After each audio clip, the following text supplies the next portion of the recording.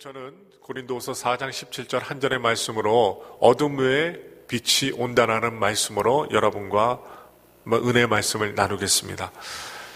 산비탈 바위 위쪽에 그 큼직한 소나무 한 그루가 자라고 있었습니다. 그런데 그 위쪽의 바위가 조금씩 밀려 내려오더니 그 소나무는 큼직한 그 두 바위 사이에 끼어버립니다. 밑에도 바위가 받쳐 있었고 위에도 바위가 있었는데 바위가 밑으로 내려옴으로 말미암아 이 소나무를 밀치면서 샌드위치가 된 거예요. 오랜 세월이 흘러 그 소나무의 그루터기 부분이 큰 이형이 생겼습니다. 구멍이 생긴 거예요.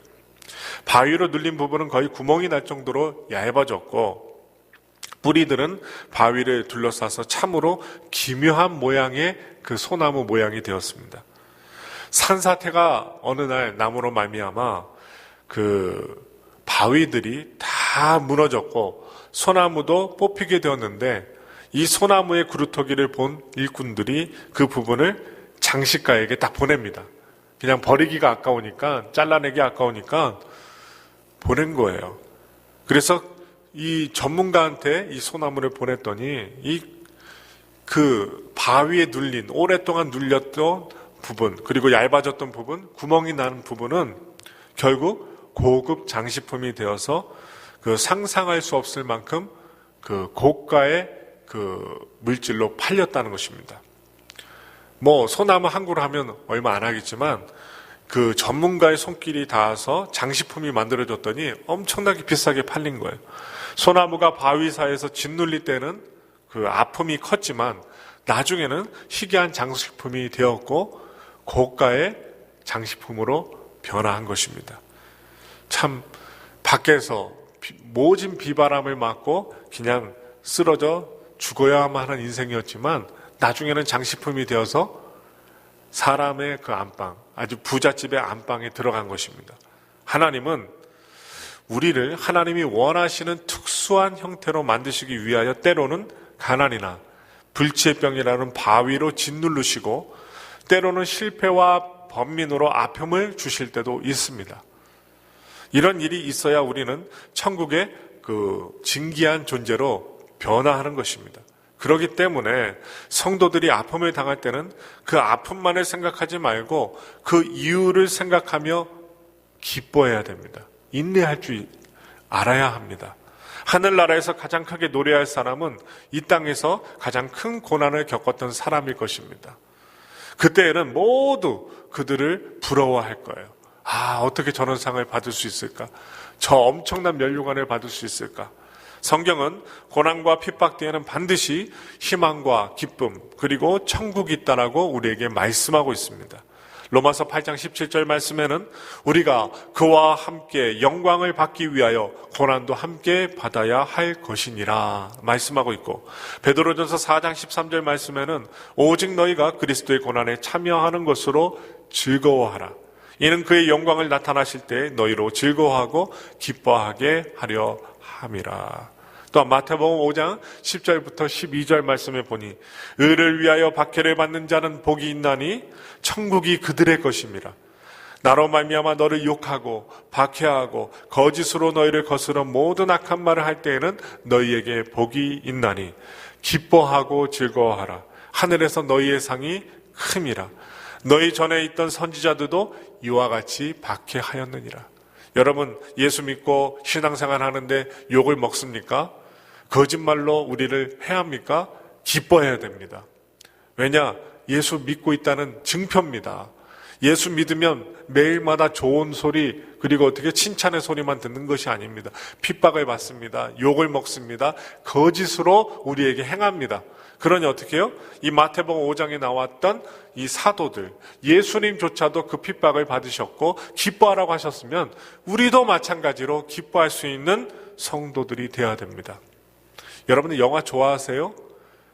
예전에 아주 유명했던 영화 있죠? 한국 영화 써니가 있습니다. 써니. 보신 분들은 아셔요. 써니에 이런 장면이 나옵니다. 때는 1986년 두 여고생이 라디오 방송을 들으면서 대화를 나누는 장면이 나옵니다. 어떤 대화가 나와요? 미래에는 전화를 가지고 다니며 서로 얼굴을 보면서 통화를 할 수 있대. 그랬더니 웃긴다. 그럼 물도 사 먹겠네? 이런 내용이 나와요. 아니, 얼굴을 보고 전화기를 들고 맨날 이렇게 돌리고 유선 전화기인데 전화를 들고 얼굴을 맞대고 대화한대. 그럼 물도 사 먹을 수 있는 시대가 오겠네? 그런 서로 웃기는 장면, 그냥 있을 수 없는 일이 미래에 벌어지겠다 하는 장면을 그 라디오 그 청취를 하면서 이렇게 두 자매가 대화를 하는데요. 소녀들은 웃음을 터뜨립니다. 자신들의 상상이 허황되다고 여겼기 때문입니다. 하지만 30년도 지나지 않은 지금 우리는요, 지금 생수를 사 먹고 있습니다. 어디서든지 영상통화를 합니다. 카카오톡으로. 상상은요, 현실이 됐습니다. 이처럼 우리는 언젠가부터 미래를 예측하기 어려운 시대에 살고 있습니다. 구약 성경 예레미야 선지자는 나라가 망하고 사람들은 포로로 끌려갈 것이라고 예언했습니다. 미래엔 고난과 고통이 있을 것이라고 내다본 것입니다. 하지만 그는 동시에 이런 말도 남겼습니다. 포로로 끌려가면 집을 짓고 텃밭을 만들고 결혼하고 자녀를 낳고 살아가십시오. 끌려간 곳에서 결혼도 하고 텃밭도 만들고 자녀 낳고 그곳에서 정착할 정도로 살아가라는 거예요. 어떤 핍박의 순간에도 자포자기하지 말고 죽지 말고 살아가라는 거예요. 비록 포로의 신세가 될지라도 앞날을 알 수 없어 소망마저 품기 어려운 시대일수록 하나님이 나를 인도한다는 믿음을 가져야 합니다. 믿음이 생기면 고난도 축복이 됩니다. 그리고 예레미야 29장 11절 말씀에 이런 말씀이 적혀져 있어요. 여호와의 말씀이니라 너희를 향한 나의 생각은 내가 안 하니 하나님이 안 하니 평안이요 재앙이 아니니라. 너희에게 미래와 희망을 주는 것이니라. 하나님의 생각은요, 재앙과 그리고 죽음이 아닙니다. 평안입니다. 그리고 우리에게 미래와 희망을 주시는 것이 하나님의 계획입니다. 왜 우리가 신앙생활하고 예수의 십자가를 믿습니까? 저 하늘나라로 천국으로 우리를 이끌어 가고자 마귀의 계략에서 어둠에서 빛으로 인도하고자 하시는 하나님의 놀라운 계획이 있다는 사실, 그것이 미래의 희망입니다. 꽃의 수명은요 짧습니다. 그런데 꽃의 수명을 연장하려면 꽃줄기를 일직선으로 아니라 대각선으로 잘라야 된답니다. 그러면 물을 흡수하는 면적이 훨씬 넓어져서 싱싱한 꽃을 오랫동안 볼 수 있다고 합니다. 병에 약한 꽃나무는요, 줄기를 대각선으로 자르고 그 자리를 어떻게 하냐, 불로 태운답니다. 불로 태우면 물을 흡수하는 힘이 강해지고 나무의 부패도 막아주기 때문이라고 합니다. 병든 꽃에 가위를 대지 않으면 그 꽃은요 곧 시들어버리고 주변의 꽃들에게도 병을 옮기게 됩니다. 그래서 아주 노련한 정원사는 꽃나무에 가위질을 해야 할 때를 압니다. 꽃나무가 가위질을 받아야 될 때를 정확히 알고 있다는 것입니다. 하나님이 사람을 훈련하는 방법도 마찬가지입니다. 하나님은 한 인간을 성숙한 인격체로 만들기 위해서 줄기를 자르는 아픔을 주십니다. 줄기를 잘라요. 몸이 아프거나 마음이 아프거나 아니면 생각이 복잡해지게 만드셔요. 그것이 부족할 경우에는 불에 태우는 따끔한 고난도 주십니다. 그러므로 역경은 사람을 강하게 만듭니다. 역경 없는 인생은 건조합니다. 바다에 적당한 파도가 있어야지 윈드서핑을 할 수가 있어요. 파도가 없으면요 윈드서핑을 절대로 할 수가 없습니다. 여러분 신기하지 않아요? 파도가 우리 지붕보다도 더 높은 파도가 막 칠 때 우리는 무서워하는데 윈드서핑 하는 사람은 어떻게 해요? 짧은 반바지 입고 윈드서핑 딱 들고 그 무서운 바다를 향해서 달려갑니다. 달려가서 딱 윈드서핑을 딱 내려놓고 바람과 파도를 갖다가 어떻게 해요? 그 끝에서 타면서 즐깁니다. 그리고 어떻게 해요? 행복해합니다. 우리는 막 무서워갖고선 저 파도에 죽지 않을까 하는데 그 파도를 즐긴다는 거예요. 그러므로 오늘의 고난은 필요한 아픔일 뿐입니다. 고난이 두려워 피하는 사람에게 역경은 거대한 파도처럼 두렵게 느껴지는 것입니다. 참 신기하죠? 어렸을 때 수영장이나 어렸을 때 목욕탕 가면요 조금만 깊어도 빠져 죽을 것만 같은데 지금 가보면요, 별거 아니에요. 그냥 이 배꼽 밑으로 내려오는 그 물인데도 내가 왜 이렇게 무서워했을까?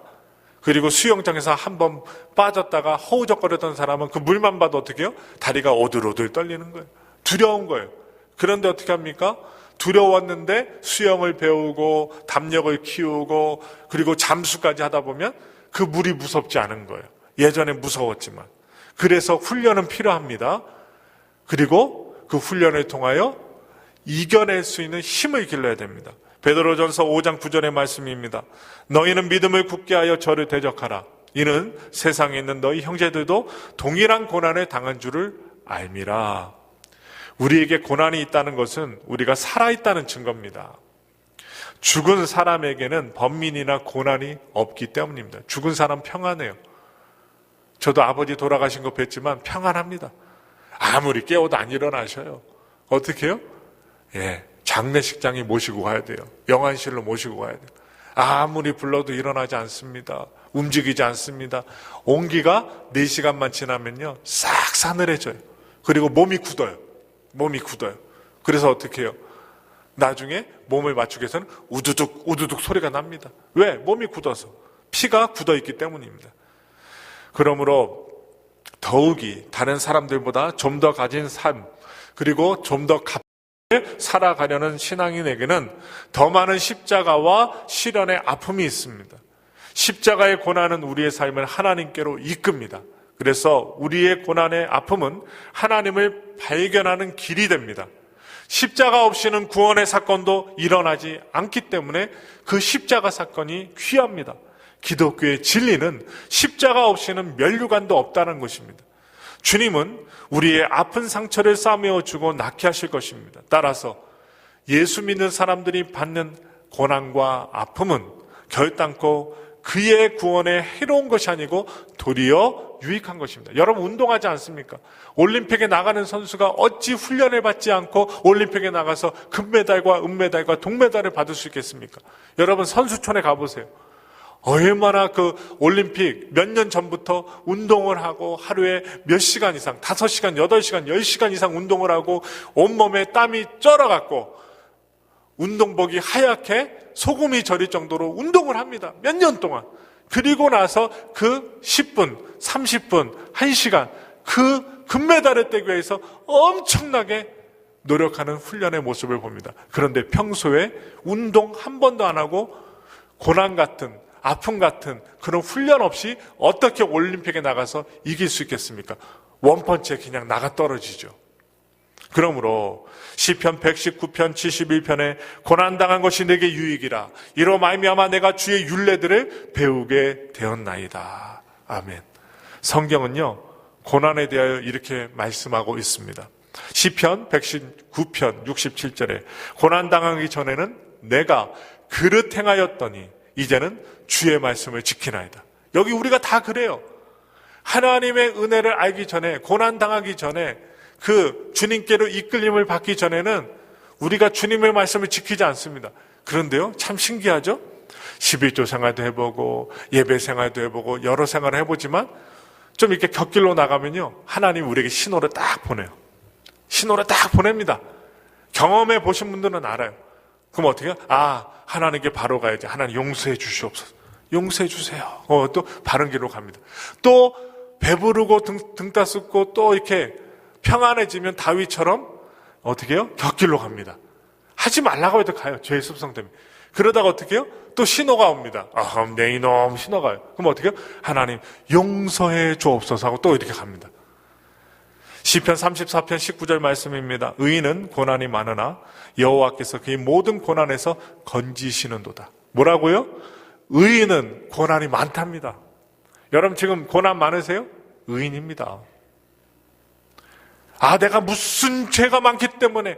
또 어떤 분은요 기독교 믿는데 또 이런 말이에요. 절대 그런 말 하지 마세요. 내가 예전에 무슨 업보가 많아갖고. 무슨 업보가 많아요.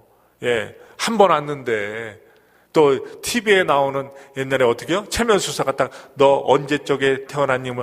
나 신라 당나라 때 태어났는데 막 별을 헛소리 합니다. 헛소리. 신라 당나라 때 태어났는지 어떻게 알아요? 예, 귀신도 속이는데, 여러분 무당들도 속이잖아요. 갑자기 막 무당이 하다가 아이고 막 울다가 배고프다. 누구세요? 너희 시할아버지다 하면서 막 시할아버지 당나라 같은 소리 하고 있습니다. 아무튼 지금 인생을 살기도 힘들어 죽겠는데 시할아버지가 무하라고 와갖고선 막입니다. 귀신의 세력들이에요. 여러분 귀신은요 거짓말장입니다. 흉내 얼마나 잘 내는 줄 아세요? 그러니 어떻게 물리쳐야 됩니다. 여러분 예수 믿는데 업보 같은 거 얘기하지 마세요. 내가 예전에 무슨 업보가 안 좋아서 이런 자식을 낳았나?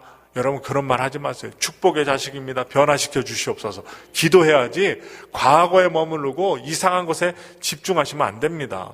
야고보서 1장 12절 말씀입니다. 시험을 참는 자는 복이 있나니 이는 시련을 견디어낸 자가 주께서 자기를 사랑하는 자들에게 약속하신 생명의 면류관을 얻을 것이기 때문이다. 아멘. 또한 요한복음 16장 33절 말씀에는 이것을 너희에게 이름은 너희로 내 안에서 평안을 누리게 하려 함이라. 세상에서는 너희가 환난을 당하나 담대하라. 내가 세상을 이겼노라 하시니라. 우리가 이길 수 있어요? 없어요. 그런데 우리가 승리하였네 할 수 있는 것은 예수님이 우리 대신에 이겨주셨기 때문에 그분을 믿는 자들은 당연히 승리할 수밖에 없다라는 것입니다. 히브리서 2장 18절 말씀입니다. 자기가 시험을 받아 고난을 당하셨은즉 시험 받는 자들을 능히 도우시려느니라. 우리가 기도합니다. 그런데 우리가 시험 당합니다. 그리고 핍박을 당합니다. 고통을 당합니다. 근데 우리가 주님께 기도하잖아요. 근데 우리 주님은요 능히 또한 자기가 시험을 받으셨어요. 그리고 시험 받는 자들을 도우십니다. 왜? 본인이 자신이 직접 시험을 당하시고 이기셨기 때문에 우리가 고통당하는 것을 주님이 너무나도 잘 아신다는 거예요. 그러니 얼마나 행복해요? 말씀을 마무리합니다. 성도 여러분, 햇살뿐 아니라 구름과 폭우가 있어야 합니다. 여러분 저 앞에 있는 들판에 나무들이 왜 잘 자라는 줄 아세요? 이 미국의 나무들이 엄청 크고 잘 자라게 된 이유가 무엇인 줄 아세요? 미국에 왔더니요 그렇게 번개가 많이 쳐요. 그랜드 캐년이나 이런 데 큰데 한번 가보세요. 저 멀리서 번개가 막 후루루 칩니다. 한 대 맞으면 막 그냥 죽을 것 같습니다. 자동차가 막 완전히 화염에 휩싸일 것 같습니다. 그 번개 때문에 불이 나기도 합니다. 번개가 쳐야 나무들이 자란대요. 맨날 햇살만 자라고 어떻게 해요? 비도 안 오고 하면요 다 죽는답니다. 자연 만물이 자라기 위해서는 폭우도 쳐야 되고 번개도 쳐야 되고 어떻게 해요? 이런 어려움도 있어야 된다는 거예요. 참 신기하죠? 우리가 어렸을 때는요 엄마를 떠나가면 죽는 것 같아요. 여러분 잠시만 생각해 보세요. 엄마 바지가랑이 딱 붙잡고 엄마가 키도 작은데 엄마 바지가랑이 딱 붙잡고 시장 가면요 저 호떡 사줘, 저 장난감 사줘. 코 막 흘리다가도 어떻게 해요?